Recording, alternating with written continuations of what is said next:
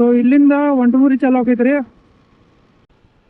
ಇಲ್ಲಿಂದ ಒಂಟಮೂರಿ ಏರ ಚಾಲು ಆಕೈತೆ ನೋಡ್ರಿ. ಇಲ್ಲಿಂದ ಆಲ್ಮೋಸ್ಟ್ ಇದು ಒಂಟಮೂರಿ ಊರು ಇದೆಲ್ಲ.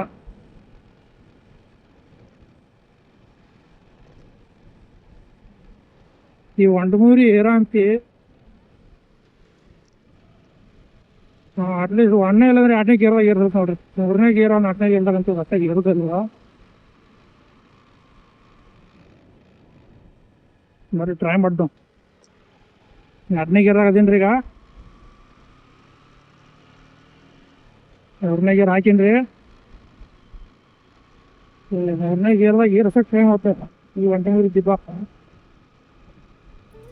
ಅದಕ್ಕೆ ಕಡೆ ಆಯ್ತು. ಇನ್ನೂ ಮೊದಲು ಭಾಳ ಕಡೆ ಆಯ್ತು ರೀ. ಸ್ವಲ್ಪ ರೋಡ್ ಮಾಡಿ ಎಲ್ಲ ಡೌನ್ ಮಾಡಿದ್ದಾರೆ ಸ್ವಲ್ಪ ಇದನ್ನ.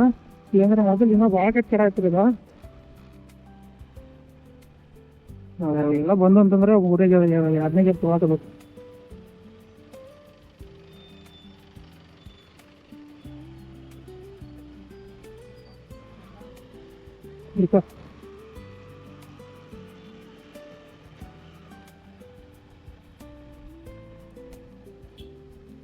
ಈ ಥರ ಏನಾದ್ರು ಅಡ್ಡದು ಬಂದು ಅಂತಂದ್ರೆ ಏರ್ದಾಗ ಆಗೋಲ್ರಿ ನಾವು. ಹಂಗಾಗಿ 3ನೇ ಗೇರ್ದಾಗ ಇಲ್ಲ ಕಂಟಿನ್ಯೂ ಒಂದ್ಸಲ ಮೋಸ ಹಿಡಿತು ಅಂತಂದ್ರೆ 3ನೇ ಗೇರ್ದಾಗ ಕಂಟಿನ್ಯೂ ಏರ್ಬೇಕು.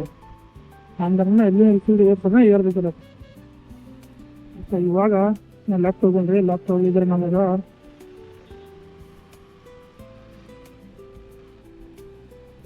ಇದು ಡೈರೆಕ್ಟ್ ಚೆನ್ನೈಪುರ ಹೈವೇ ಇದೆ.